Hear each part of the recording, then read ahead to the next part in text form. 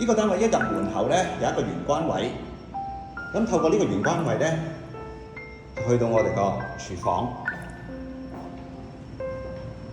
廚房嘅空間 OK 啦，咁佢後邊咧就有個工作平台，咁亦都望翻內緣嘅。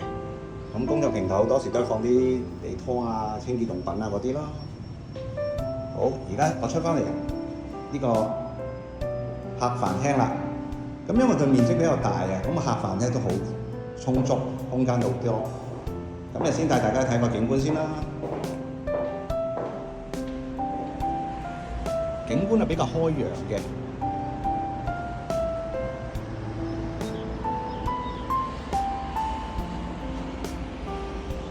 好，而家翻入個單位裏邊再睇一次啦。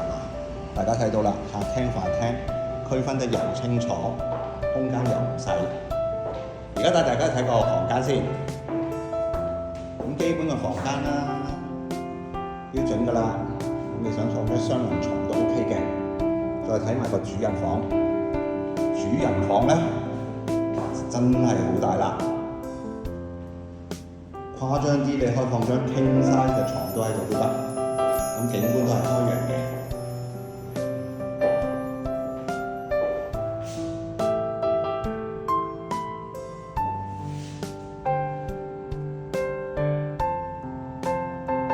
好，最後睇一個浴室啦。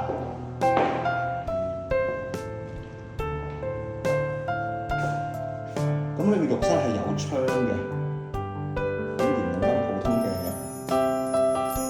光。